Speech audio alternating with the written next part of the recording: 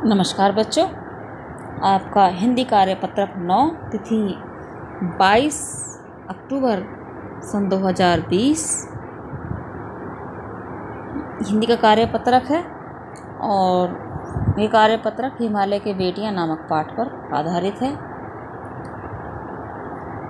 इसमें आपको हिमालय की बेटियां पाठ से जो आपकी हिंदी पाठ्य पुस्तक वसंत में से लिया गया है, इस हिमालय की बेटियां जो पाठ है इससे आपको गद्यांश दिया गया है और उस पर आधारित कुछ प्रश्न पूछे गए हैं। तो चलो प्रश्नों को हल करने से पहले हम गद्यांश को पढ़ लेते हैं और समझ लेते हैं।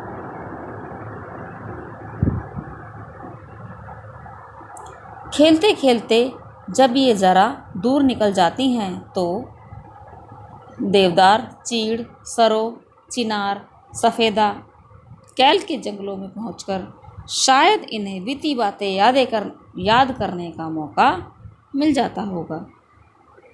कौन जाने बुढ़ा हिमालय अपनी इन नटखट बेटियों के लिए कितना सिर धुनता होगा।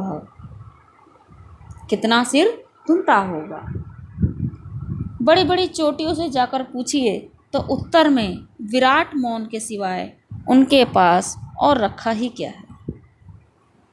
सिंधु और ब्रह्मपुत्र ये दो ऐसे नाम हैं जिनके सुनते ही रावी, सतलुज, व्यास, चिनाब, काबुल, कपिशा, गंगा, यमुना, सरयू, गंडक, कोसी आदि हिमालय की छोटी बड़ी सभी बेटियां आंखों के सामने नाचने लगती हैं। वास्तव में सिंधु और ब्रह्मपुत्र स्वयं कुछ नहीं है। दयालु हिमालय के पिघले हुए दिल की एक एक बूंद न जाने कब से इकट्ठा होकर इन दो महानदों के रूप में समुद्र की ओर प्रवाहित होती रही है। कितना सौभाग्यशाली है वह समुद्र जिसे पर्वतराज हिमालय की इन दो बेटियों का हाथ पकड़ने का श्रेय मिला। देखो बच्चों, इसमें नदियों के बारे में कहा गया है। तो ज़्यादातर नदियाँ कहाँ से निकलती हैं बेटा? हिमालय पर्वत से। तो हिमालय पर्वत को लेखक ने क्या माना है? नदियों का पिता, और नदियों को हिमालय की बेटी माना है।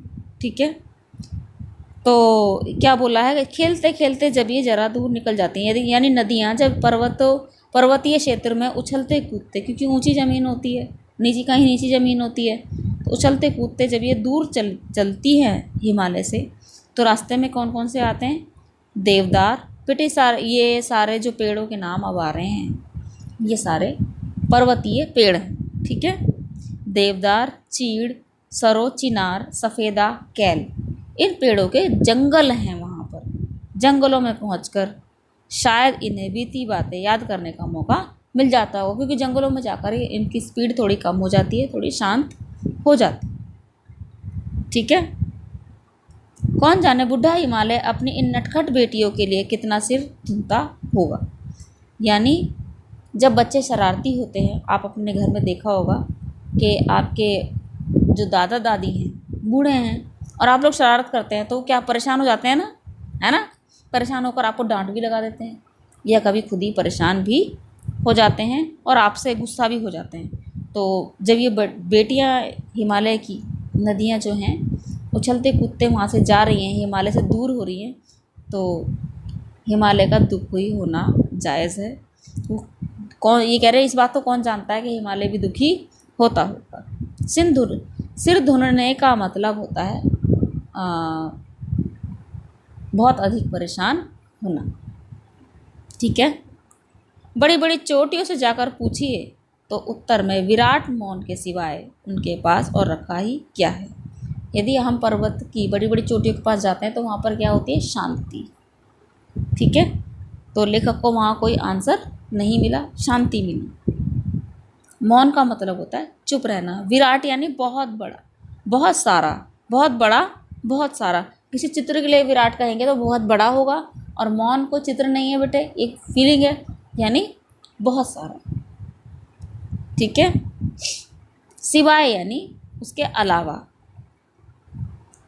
सिंधु और ब्रह्मपुत्र ये दो ऐसे नाम हैं। सिंधु और ब्रह्मपुत्र ये दो ऐसे नाम हैं जिनके सुनते ही रावी, सतलुज, व्यास, चिनाब, काबुल, कपिशा, गंगा, यमुना, सरयू, गंडक, कोसी आदि हिमालय की छोटी बड़ी सभी बेटियां आंखों के सामने नाचने लगती हैं। बच्चों, इसमें जो सिंधु और ब्रह्मपुत्र हैं आपको मालूम होना चाहिए, फिर भी मैं बता देती हूँ। सिंधु और ब्रह्मपुत्र नदी ये नदियाँ नहीं हैं, ये हैं महानद। ठीक है, यानी नदियों के जो भूगर्भ वैज्ञानिक हैं उन्होंने नदियों का कुछ विशेषताएं, कुछ क्राइटेरिया रखा है, कुछ सीमाएं रखी हैं, और समुद्र की भी कुछ सीमाएं रखी हैं कि हम किसी जल राशि को समुद्र कब कहेंगे, क्या होना चाहिए, उसकी विशेषताएं बताएंगे। तो जो नदी नदियों की सीमाओं से बाहर हो, जो भी भूगर्भ वैज्ञानिकों ने बताई हैं उन सीमाओं से ज़्यादा हों और समुद्र की विशेषताओं से कम हो, तो उन्हें हम क्या कहते हैं, महानद। जैसे कि ये कह देते हैं कि, अरे एक उदाहरण देती हूँ आपको बच्चों। जैसे कि ये कह देते हैं कि आपको जो 12 साल के बच्चे हैं, 12 से 14 साल के बच्चे हैं, एक उदाहरण दे रही हूँ बच्चों, जो 12 से क्लास के जितने भी 12 से 14 साल के बच्चे हैं वो अलग निकल जाएं, और जो 12 से कम हैं और 14 से ज़्यादा हैं वो अलग निकल जाएं, तो दो ग्रुप बन जाएंगे, है ना। एक 12 से 14 के बीच के बच्चे और एक 12 से 14 साल के अलग के बच्चे, है ना। तो जो इन सीमाओं से बाहर हैं, ठीक है, 12 से भी नीचे हैं या ऊपर हैं, और 12 से नीचे हैं और 14 से ऊपर है, वो अलग ग्रुप बन जाएगा उन बच्चों का, है ना। तो ऐसे ही है ग्रुप के जो हिमालय से जो नदियों से की विशेषताओं से तो बड़ी हैं और समुद्र की जो सीमाएं हैं, क्राइटेरिया है, उससे छोटी हैं, तो उन्हें हम क्या कहते हैं, महानद। ब्रह्मपुत्र नदी में किनारे नहीं दिखते, आप एक किनारे पर खड़े होकर उसके दूसरे किनारे को नहीं देख सकते, और इसके बीच में टापू भी बने हुए हैं। यह आपको समुद्र का एहसास देगी। जब भी आप ब्रह्मपुत्र नदी देखने जाएंगे आपको ये लगेगा कि आप किसी समुद्र के ही पास हैं, ठीक है, इसलिए ना महानद कहा गया है। तो चलें, अब इन्होंने 3 नदियों को बोला है कि जब हम सिंधु और ब्रह्मपुत्र इन दो नामों को लेते हैं तो हमारे आंखों के आगे जो भी जिन नदियों के नाम मैंने अभी लिए हैं, ये सारी हिमालय की छोटी बड़ी बेटियां आंखों के सामने नाचने लगती है, यानी याद आ जाते हैं इनके नाम हमें। आंखों के सामने नाचने का मतलब क्या है, वो चीज़ें एकदम से याद आ जानी। वास्तव में सिंधु और ब्रह्मपुत्र स्वयं कुछ नहीं है, दयालु हिमालय के पिघले हुए दिल की एक एक बूंद न जाने कब से इकट्ठा होकर इन दो महानदों के रूप में समुद्र की ओर प्रवाहित हो रही है। प्रवाहित शब्द का अर्थ होता है बहना, ठीक है। तो लेखक ने क्या माना है कि ये हिमालय के पिघले हुए दिल की एक एक बूंद से जुड़कर बने महानद हैं, कौन, ब्रह्मपुत्र और सिंधु, ठीक है। कितना सौभाग्यशाली है वह समुद्र जिसे पर्वत राज हिमालय की इन दो बेटियों को हाथ पकड़ने का श्रेय मिला। बच्चों, लेखक ने कल्पना की है कि नदियाँ बेटी हैं और हिमालय पिता, और समुद्र कौन है, समुद्र है उनका पति।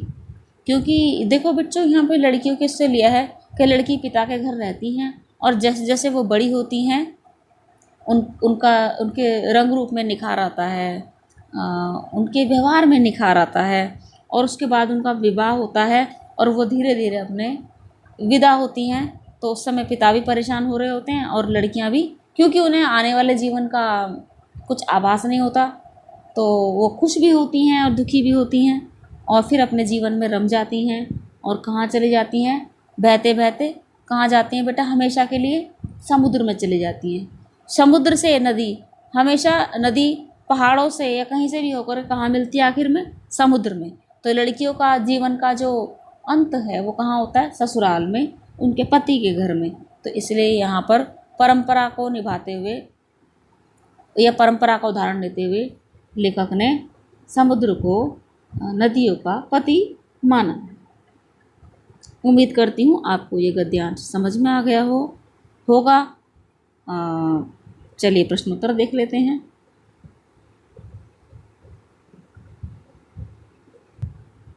हाँ, तो प्रश्नोत्तरों पर आते हैं बच्चों।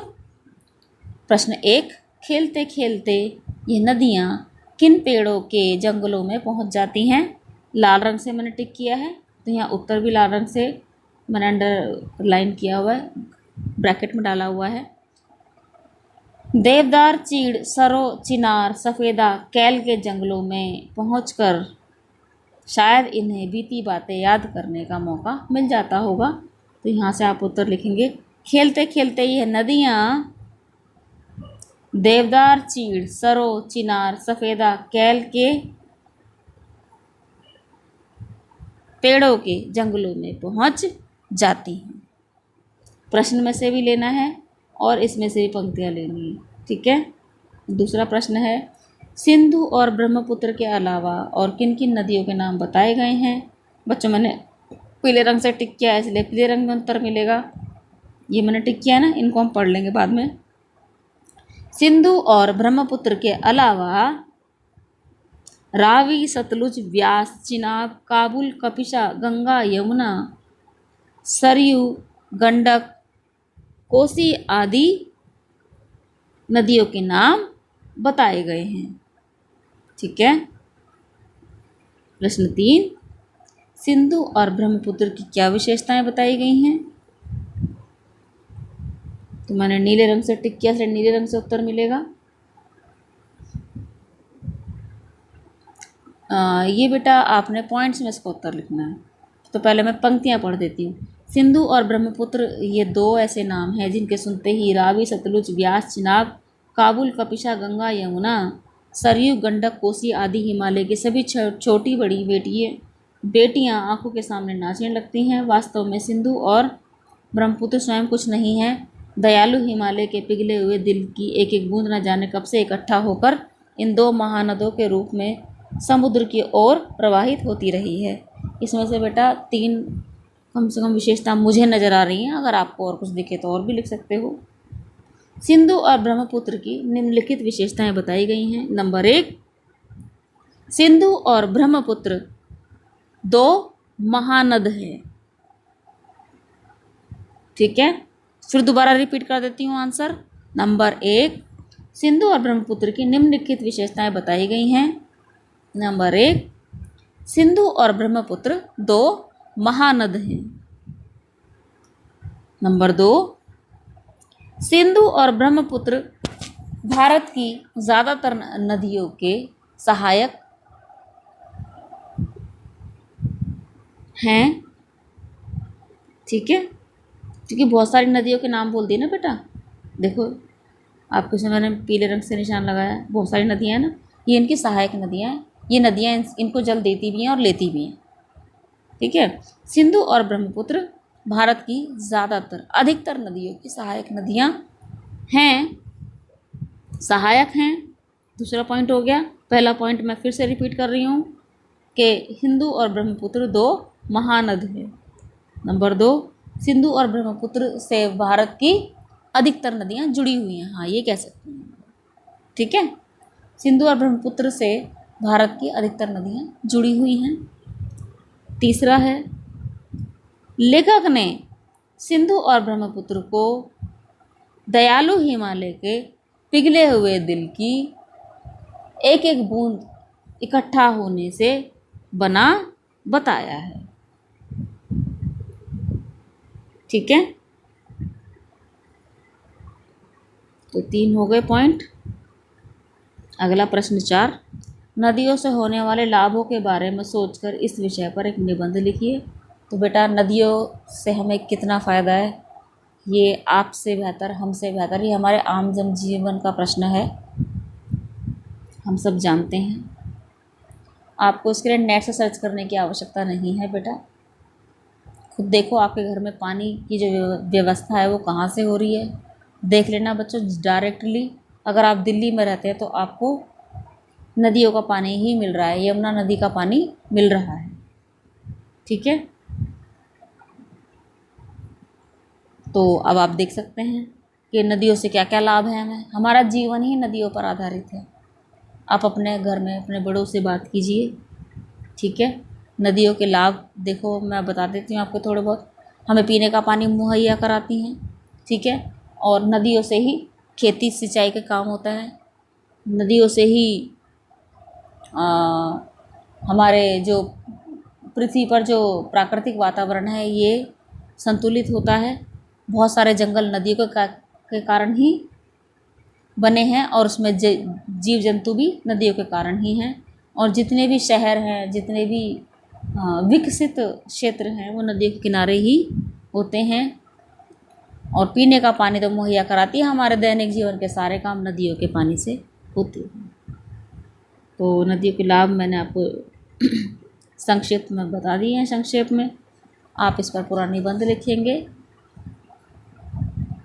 उम्मीद करती हूँ आपको कार्यपत्रक समझ में आ गया होगा। धन्यवाद।